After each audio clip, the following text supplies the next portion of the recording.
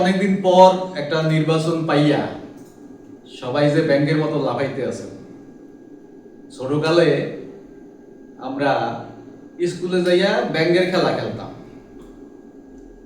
আবার স্যাররা কি করতো, ওই প্যারেড পিটির মাঠে ওই যে ঠ্যাঙ্গের তল দিয়া হাত ঢুকাইয়া এবার কান ধইরা এবারে ব্যাংকের লাভ দিতাম। আমরা মোটামুটি একটা ব্যাংকের লাভের মধ্যে আছেন সবাই, এটা খারাপ না। কিন্তু কথা হইলো, কেউ কেউ খিস মেরে রয়েছেন যে এমন জায়গায় লড়বেন না, যে যে দলের সমর্থক সেই দলের পক্ষে ল্যাংডা হইয়া চিত্তরাইয়া কাইত্তরাইয়া মোটামুটি একটা সিস্টেমে আগে যাইতে আছেন, যান সমস্যা নাই। কিন্তু কথা হইলো, এই যে জুলাই গণ অভ্যুত্থানের চেতনা, এই চেতনা খাইয়া লাইছেন। মহান মুক্তিযুদ্ধের চেতনা, যদিও আওয়ামী লীগের চেতনা না, অরিজিনাল চেতনা, এটারেও মোটামুটি মাথা দিয়ে সরাইয়া লাইছেন। 52 ভাষা আন্দোলনটা এখনো মোটামুটি নিরাপদ অবস্থানে আছে। এটা টুকটাক বিতর্ক আপনারা তৈরি করার চেষ্টা করেন বিভিন্ন সময়, কিন্তু ভাষা আন্দোলনটা মোটামুটি এখন একটা নিরাপদ অবস্থানে আছে। এটারে কবে আবার খাইয়া লাইবেন যায় না। কিন্তু কথা হইলো, এই যে শেখ হাসিনার আমলে হাঁটতে পারেন নাই, চলতে পারেন নাই, খাইতে পারেন নাই, ঘরে ঘুমাইতে পারেন নাই, এর মধ্যে পোলাপানে একটা আন্দোলন কইরা সব দলেরই অবদান আছে।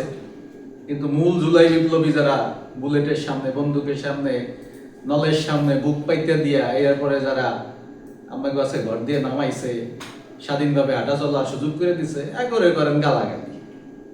এটা আমরা করতে পারেন, সমস্যা নেই, কারণ এই বাঙালি জাতি তো কারো কোনো অবদান মনে রাখে না, সব ভুলে যায়।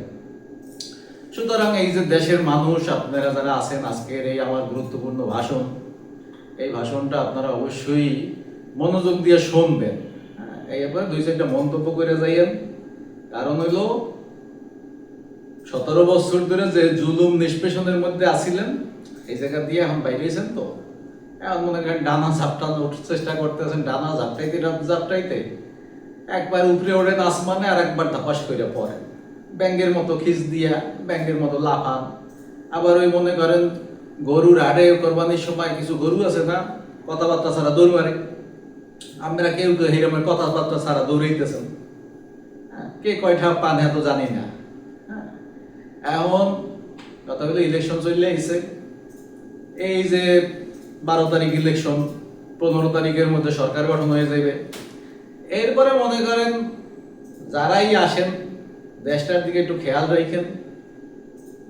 যারা জুলাই চেতনা ধারণ করেন কিংবা করেন না, কিংবা মুক্তিযুদ্ধকে বাদ দিয়ে দিতেছেন, কিংবা ভাষা আন্দোলনকে একটা জায়গায় রাখছেন, সবকিছু মিলাইয়া দেশটার দিকে একটু নজর দিয়েন। কারণ হইল, ধরেন এক দল আর এক দলকে মনে করেন চাঁদাবাজ বানাইয়া লাইছে, তারা এই দলের চাঁদাবাজ হিসেবে প্রতিষ্ঠিত করে ফেলছে। কারণ হইল, এটা প্রমাণ আছে, রাস্তাঘাটে যে এত ফুটপাতে হাজার হাজার দোকানপাট, এখানে লেগুনা স্ট্যান্ড, ওখানে টেম্পু স্ট্যান্ড, রাস্তার উপরে 2 লাইন 3 লাইন করে টেম্পু খারাই থাকে, এত আর কেউ সরায় না। না সরানোর কারণ হইলো, এত একটা বড় অঙ্গ আয়। এই টাকা কারা খায় না, এমনি এমনি রাস্তায় 3 লাইন গাড়ি খারাই থাকে, আমি জানি না। তো কথা হইলো, আর এক দল কি করছে, আর এক দল মনে করেন কার কত স্পর্শকাতর ব্যাপার আছে, এটারে সামনে আনা দরকার, এটারে কেমনে একটা সিস্টেমে সাইজ করা যায়। এই খেলায় মোটামুটি আমরা সবাই দৌড়ঝাঁপ করতে আছেন।